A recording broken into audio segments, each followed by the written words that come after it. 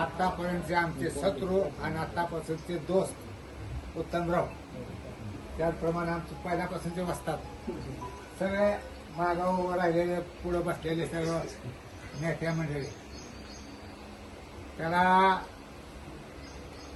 या युतीला वैयक्तिक माझा विरोध होता. परंतु भैया आणि अर्जुनदादांनी सांगितलं की आपल्या तालुक्यामध्ये आपल्याला शांतपणे राजकारण करायचं असेल, विकास करायचा असेल तर आपल्याला उत्तमरावांच्या बरोबर जमून घ्यावं लागणार आहे. आणि ज्यावेळेस विमान आलं बारामतीवरून नागपूरला गेलं, नागपूरवरून माघारी आलं आणि उत्तमरावांनी त्यांची भूमिका ठाम ठेवली. मी वेळापूरच्या सभेमध्ये जाणून बुजून तुम्हाला शब्द दिला नाही, कारण मला तुमच्या सगळ्याचे चेहरे बघायचे.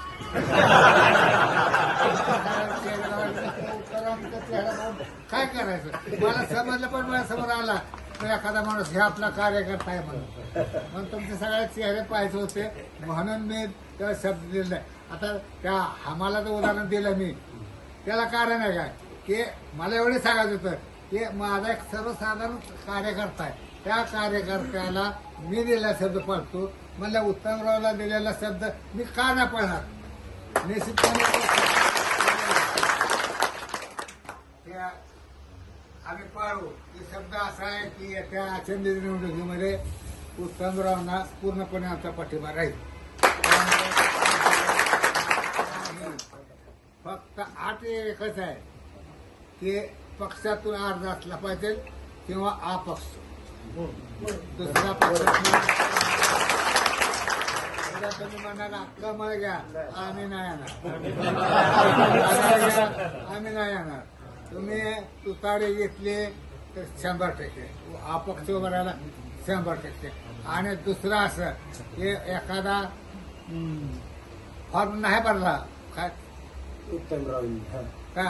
उत्तमरावांनी नाही फॉर्म भरला, दुसरा कोणी फॉर्म भरला तर त्यांच्या आणि भैयाच्या अर्जुनदादाच्या विचारांना नाव सुचवलं जाईल. ते मान्य करून त्याला आम्ही पाठिंबा देऊ. उत्तमरावनी सांगेल ते उत्तमराव सांगतील तो माणूस.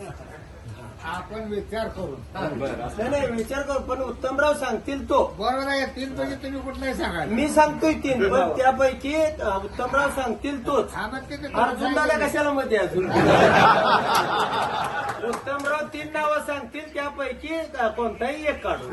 तुम्ही आम्हाला 3 नावं सांगायची, बरोबर. त्याबरोबर आपण चर्चा करायची आणि 3 पैकी एक त्यांनी सांगायला, ते फायनल.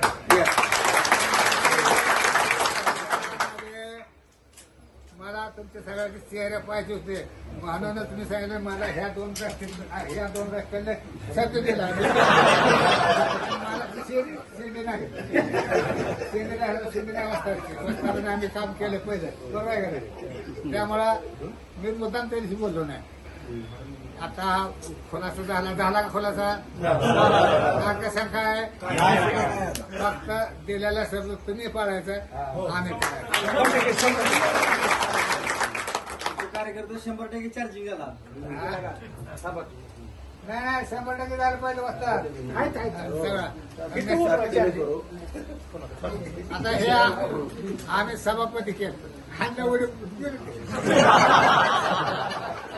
आम्ही त्यांना काय बोललो नाही. जेव्हा येतील तेव्हाच आम्ही बोलतो करतो सगळं असं द्या उघड असलं, पण आत न काय कोणी दोघी पैसे मारायचे नाही.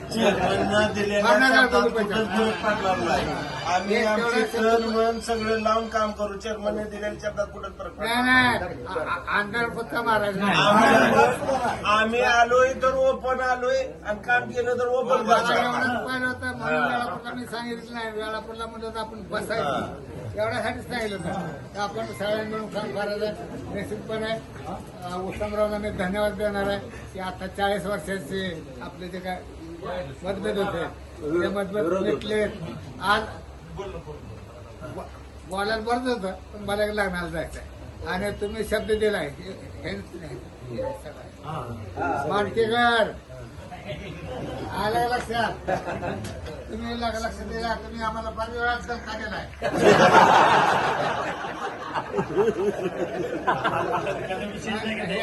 चेहरा आले मला लक्षात एक झाल्यावर तो त्यांच्याचा विशेष येणार नाही झाला आता एकच झाला आम्हाला तीच पाहिलं तर मावली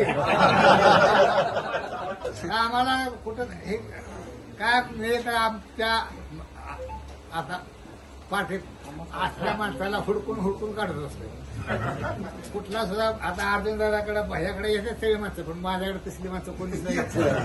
आणि तुमच्या बघ एखादा कोण आला माझ्याकडे काय चुकून तर तू ओळखायला आला पाहिजे की हे आपला कार्यकर्ता आहे जाणकारांचा कार्यकर्ता नाही आपला कार्यकर्ता एवढंच समजावं म्हणून मी त्या दिवशी बोललो नाही आणि ते बोललं नाही ते बरोबर होतं उत्तमराव आपण मिळून सगळ्यांना काम करायचं आणि आता त्याने मला फक्त एवढं सांगा लीड किती देणार तेवढं सांगा